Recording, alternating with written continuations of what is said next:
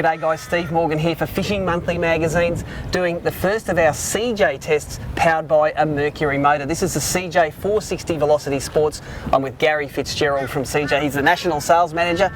And Gary, we often test CJs with Yamahas, but this, one of the 2.1 litre Mercury 75 horsepowers, something different.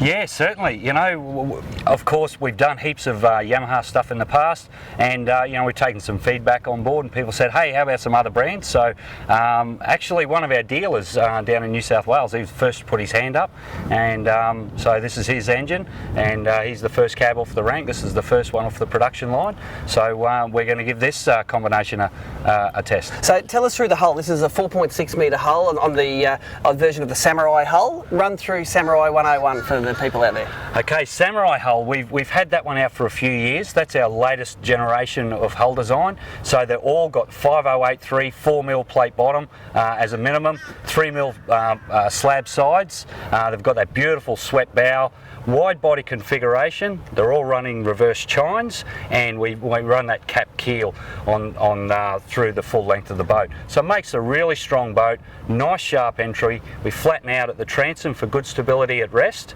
and we utilise that hull for a few different models now. So this one's a Velocity Sports.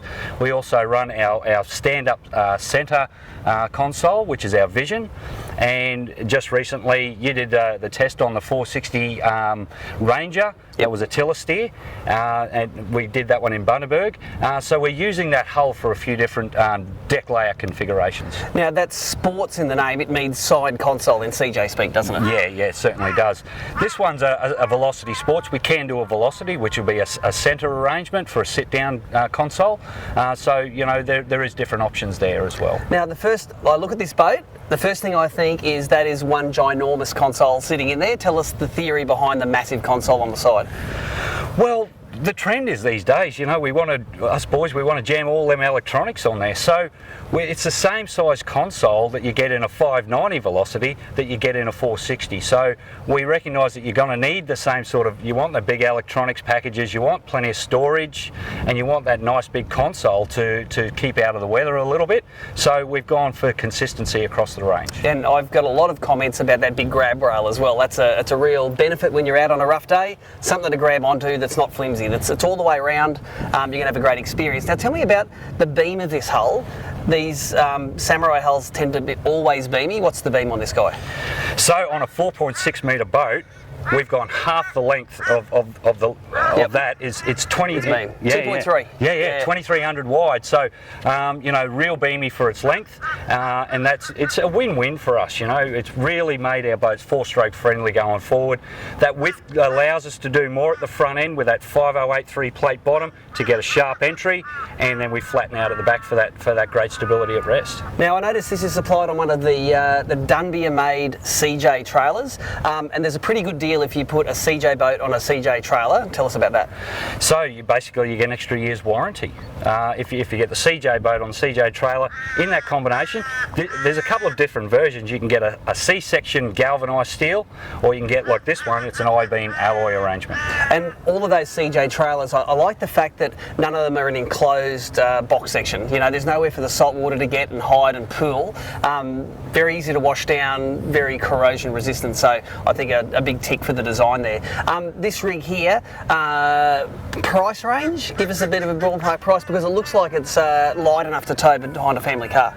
Look, it certainly is on the single axle trailer. It all depends on the trailer and the engine. Look, we're running the maximum horsepower on a 75 here today. This boat will run just fine with a 60. So it depends on what donk you're putting on, your electronics package and your trailer, but you're going to be low to mid 30s. Yep, in the 30s. So if you're in an uncomfortable old tinny, you're sick of getting burned in the sun and having hot feet underneath, you can move up to one of these CJ Velocities. They're a great stable boat. But what we like doing at Fishing Monthly, as always, although we've tested these hulls before, we're going to put this in on a sort of a roughish afternoon on Moreton Bay, get some performance statistics for you, and come back to you shortly, tell you just how it goes.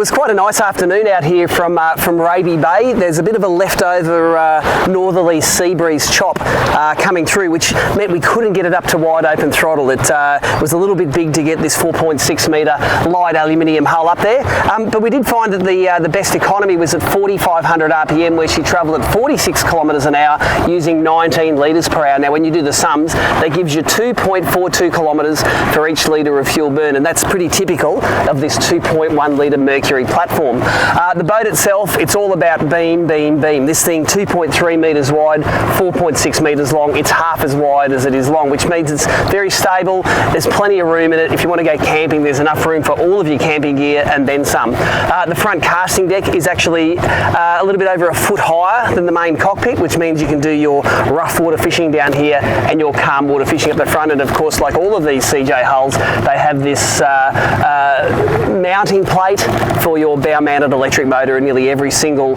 one of these boats that go will end up with a bow-mounted electric motor. I really love the fact that this console has space to mount a 16-inch sounder. It's not a flush mount, it's a bracket mount, but it has got it there. And I also love the fact that this handrail, it's sturdy, it goes all the way around.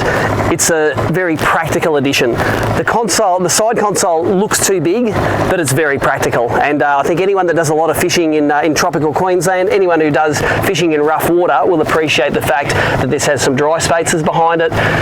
It's got plenty of room to mount its stuff, and the little Mercury 4-inch vessel view which is in there gave us all the data that we needed to get the job done this afternoon. I suppose if I had a criticism of this hull, it's at the moment there isn't a bow-mounted electric motor on it. There's no batteries up the front. It probably runs a little bit light. Like I found this hull was sort of bouncing across the top of the waves rather than using that deep hull with the rolled keel on it to push through those waves. And I think that would be remedied by 100 kilos of batteries in the front and that Minn-Kota. It would ride very nicely when it's set up to fish as you like to fish it. Otherwise, this boat priced from low to mid-30s at your local CJ dealer looks great on that aluminium I-beam CJ trailer.